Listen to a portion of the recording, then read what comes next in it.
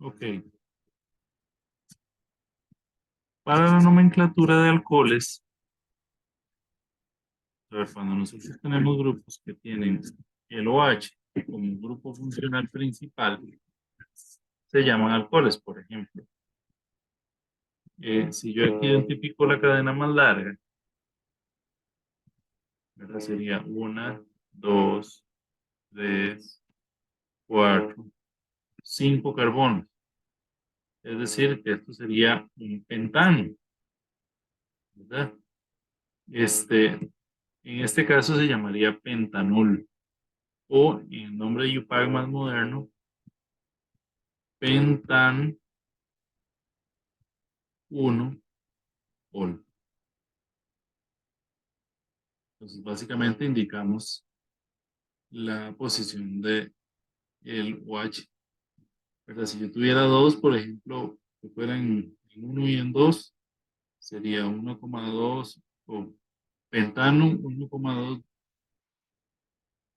¿verdad? Si yo tengo sustituyentes, si tengo estereoquímica, si tengo todo lo demás, se siguen todas las reglas que hemos visto siempre. Esa es la parte de la nomenclatura de alcoholes. Ahora bien, ¿qué ocurre con el caso de los éteres? ¿Verdad? Los éteres, ¿qué son? Son compuestos en los que tenemos, digamos, un oxígeno en el medio. Entonces, para estos compuestos, el nombre, en el nombre IUPAC siempre se nombran como sustituyentes. Entonces, por ejemplo, aquí yo, bueno, ambas cadenas son de 2 carbonos, digamos que esta es la principal. Esto como sustituyente eh, se llamaría con la terminación oxi. Es decir, que por ejemplo, esto se llamaría etoxietano. Etoxi. No hace falta decir 1-etoxietano porque no hay otra opción. Si lo viera, sí hace falta indicar la posición. También hay un nombre común. El nombre común es sencillamente los dos grupos están a ambos lados del oxígeno y después la terminación éter. Por ejemplo, dietil éter. Esa sería la forma de darle el nombre común. Ok. En el caso de los aromáticos, ¿verdad? Nosotros podemos tener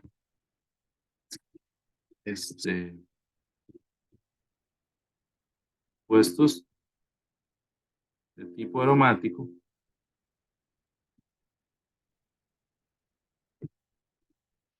¿Qué problema para escribir hoy la computadora? Vamos a ver, creo que tal vez un poquito de apoyo a la parte de atrás.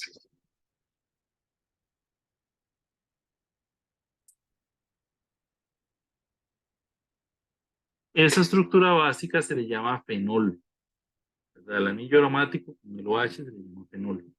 De tal manera de que si yo tengo algún grupo, por ejemplo, no sé, se me ocurre que algo así.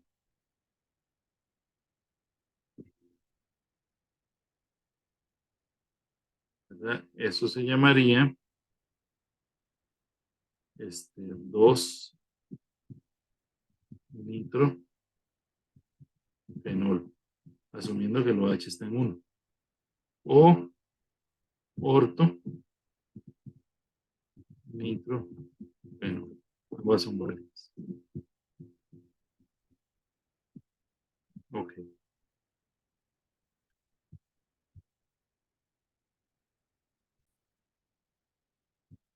Entre los éteres hay varios éteres cíclicos que son compuestos de importancia que tienen un nombre en particular, como estos que están acá: el epóxido, el furano, el tetrahidrofurano, el pirano y el tetrahidropirano.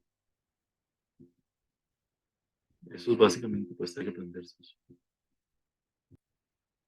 Ok, sobre las reacciones, tenemos un grupo de reacciones que son las que se utilizan para preparar, por ejemplo, alcoholes, que ya hay varias que hemos visto, como por ejemplo la hidratación de alquenos, la hidroboración de alquenos, la sustitución nucleofílica, ya sea SN2 o SN1, que se pueden utilizar para preparar alcoholes.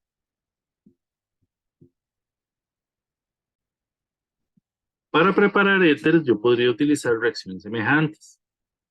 Por ejemplo, si yo tengo un sustrato primario de este tipo, yo sé que si yo lo pongo a reaccionar con OH,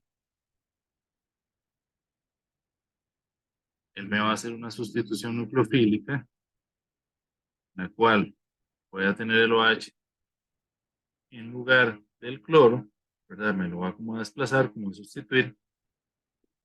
Pasaría lo mismo si yo en lugar de NaOH tuviera es decir, en lugar del hidrógeno del OH, tuviera un grupo alquilo, por ejemplo, un grupo metilo. ¿Qué pasa entonces? Que se sustituye todo esto por el grupo metilo. Y eso nos da un compuesto de tipo éter.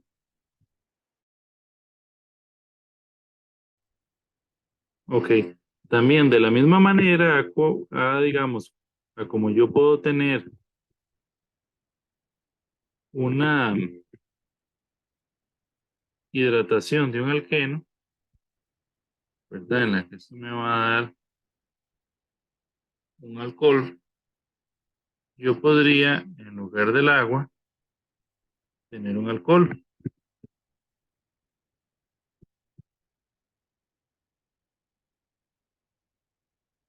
¿verdad? En este caso se nos va a pegar, pero en lugar del hidrógeno, se nos va a pegar un grupo alquilo, ¿verdad? Básicamente eso es lo que pasa. En el caso de los fenoles, hay una reacción que utilizamos para sintetizar fenoles, que es la sustitución nucleofílica aromática, ¿verdad? Acabamos de ver varias reacciones que eran de sustitución electrofílica aromática. Pues esta reacción en particular, que se hace en hidróxido de sodio fundido y que puede reemplazar un halógeno por un OH, se le conoce como sustitución nucleofílica aromática. Otra de las reacciones que se puede utilizar para preparar alcoholes es la reacción de Grignard. La reacción de Grignard en general es una reacción muy útil porque sirve para pegar carbonos con carbonos. Los reactivos de Grignard es un reactivo que se prepara, por ejemplo, digamos que yo tengo un halogenuro de alquilo, digamos algo así, como este, y lo pongo en magnesio, ¿verdad? Disuelto en éter seco. En general, este tipo de reactivos, que se les llaman organometálicos porque pasan a formar un enlace carbono-metal, no pueden tener o son incompatibles con cualquier solvente de los que se llaman próticos, es decir, de los que tienen, por ejemplo, OH, NH o, o FH o algo parecido, alguna sustancia ácida, ¿verdad? Incluyendo el agua. Entonces, cuando uno pone esos reactivos, el magnesio se pone entre el carbono y el halógeno, invirtiendo la polaridad del carbono, ¿verdad? Este carbono aquí es parcialmente positivo y aquí es parcialmente negativo. Eso significa que el carbono se nos convierte en un nucleófilo y ese nucleófilo se puede utilizar para atacar, por ejemplo, grupos carbonilo. ¿Qué es un grupo carbonilo? Un grupo carbonilo es carbono sobre enlace oxígeno, ¿verdad? Entonces, por ejemplo, imagínense que yo tengo esto que se llama acetona y yo esto lo pongo a reaccionar con ese reactivo de Grignard que acabo de preparar. ¿Qué es lo que pasa? Que esto viene y se pega ahí al carbono, ¿verdad? Entonces son dos carbonos, ¿verdad? Aquí tenía dos carbonos, esos son estos dos carbonos. Y finalmente, entonces, esto Ahí hay una etapa de hidrólisis, ¿verdad? Esto primero reacciona con esto y en un segundo paso reacciona con agua. Yo les decía, el agua es incompatible, o sea que se hace hasta después de finalizar la reacción, se hace, se hace con agua y esto generaría pues el alcohol.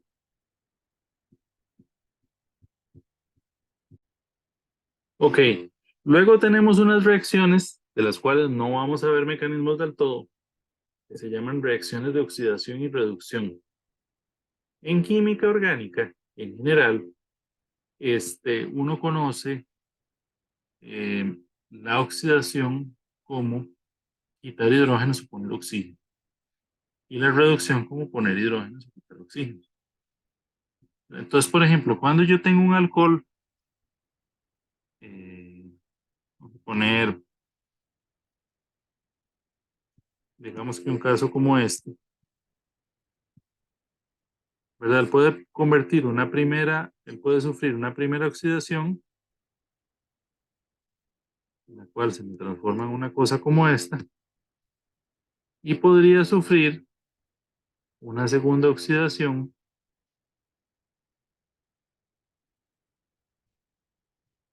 en la cual se me transforma en una cosa como esta.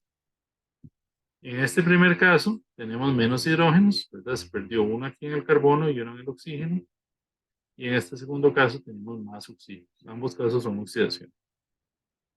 Entonces, si yo tengo el alcohol, hay un reactivo que se le conoce como PCC que me hace esta primera transformación. Hasta ahí. Hace la oxidación al aldehído y ahí para. Y hay un segundo reactivo que me lo oxida hasta la forma más oxidada, hasta la forma final. Ese reactivo se le llama eh, ácido crómico. Y por lo general se prepara disolviendo este dicromato de potasio en ácido sulfúrico. Entonces, si lo ven de esta manera, les están hablando de lo mismo, ¿verdad? Ese hace la oxidación completa. Ahora, si yo tengo un alcohol primario, él se puede oxidar a aldehído y se puede oxidar a ácido carboxílico, que es esta forma final. Pero, ¿qué pasa cuando yo tengo más bien un alcohol secundario?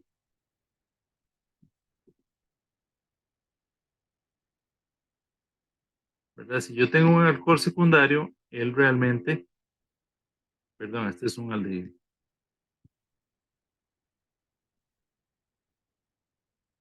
Si yo tengo un alcohol secundario, él solamente se puede oxidar así, una vez. Entonces, así sea que yo utilice PCC o que utilice ácido crómico, me va a hacer exactamente la misma reacción.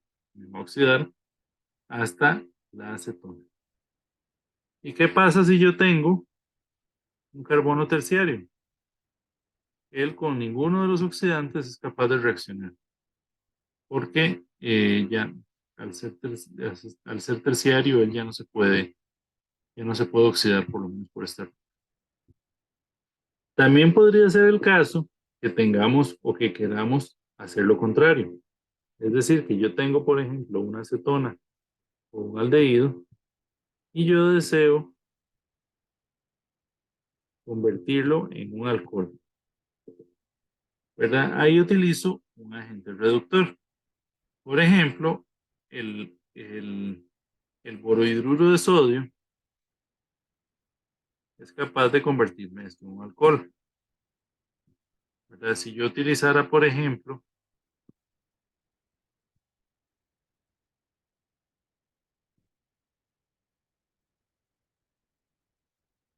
este hidruro de litio y aluminio, ese también es capaz de hacerme esa reducción. Ahora, imaginémonos que tenemos la forma más oxidada. ¿Verdad? Esta forma más oxidada, si yo lo pongo con el hidruro de litio y aluminio, es todavía capaz de generarme el alcohol. Sin embargo, si yo pretendo utilizar el borohidruro de sodio, este no reacciona. No es un reductor lo suficientemente fuerte para reducir un ácido carboxílico.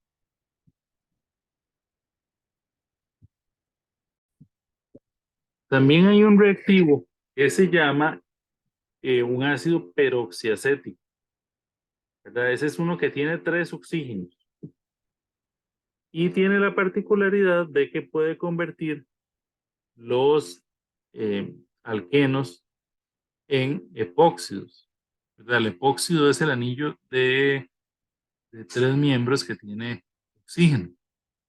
Entonces, por ejemplo, si yo pongo a reaccionar esto con un reactivo que sería más o menos así, ¿verdad? Que eso se llama ácido peroxiacético.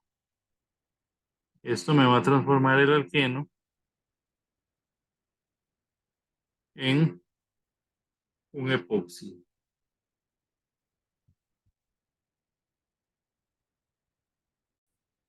Ok, finalmente, y no menos importante, queríamos también revisar un tipo de problema que se llama em, problemas de retrosíntesis o de síntesis en varios pasos.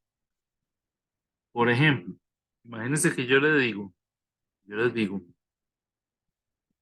que me diga cuáles son las reacciones necesarias para convertir metano en metanol, ¿verdad?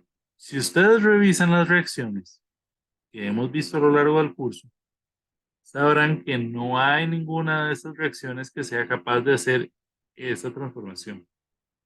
Entonces, ¿cómo se resuelve este problema? Hay que pensar en varias reacciones que me puedan conducir a ese producto. Por ejemplo,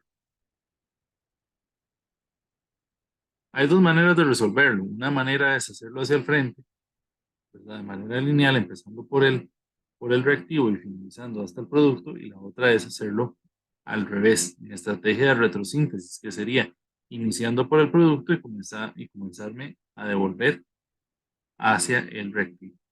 Entonces vamos a hacerlo primero hacia el frente. Si yo tengo un CH4, ¿verdad? Lo que yo podría es hacer una halogenación radicalaria.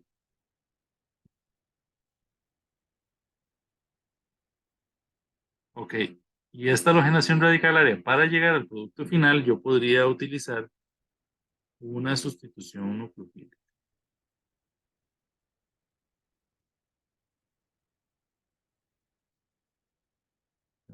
Eso es lo que podría hacer.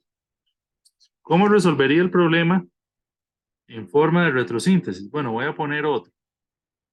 Eh, Vamos a ver.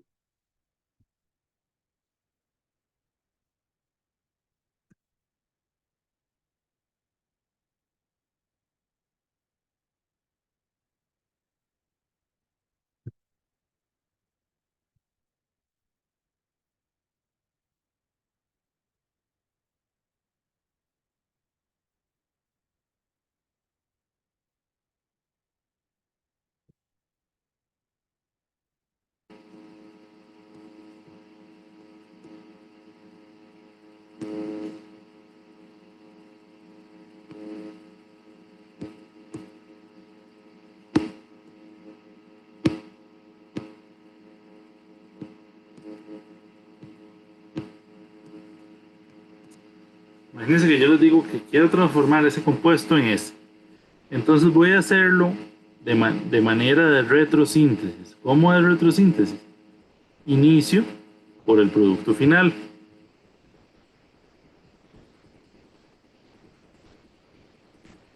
Entonces tengo que pensar en alguno que me haya generado este producto final.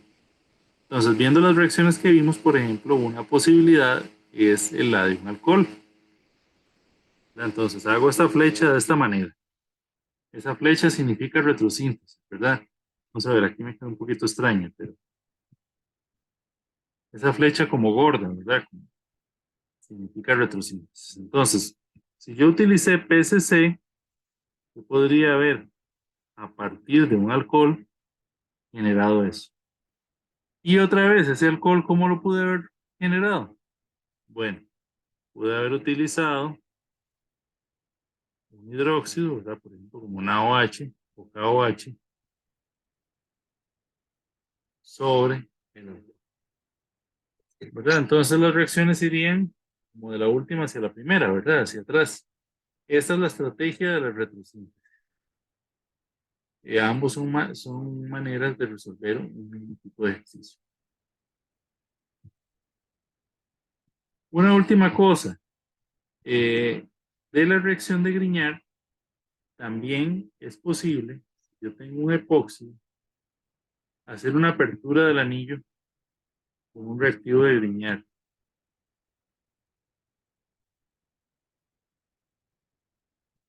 Si yo lo pongo a reaccionar de esta manera, él funciona como un nucleófilo que venga y ataca acá y que me abre el anillo. Y después de un segundo paso de hidrólisis, eventualmente me va a generar un alcohol. La diferencia con esto es que este tiene un carbono más, ¿verdad? 1, 2, 3, y aquí habían solamente 2. Esto es un enlace sencillo. Es que me quedó dibujado en Strength, pero esa es la idea. Entonces, bueno, pues lamentablemente hoy no se nadie acá de manera sincrónica como para haberles preguntado a ver si tenían ya más dudas más particulares. Sin embargo, bueno, aquí cubrimos, explicamos un poco las reacciones. Y listo, pues yo la colocaré en YouTube y espero que puedan ver la sesión.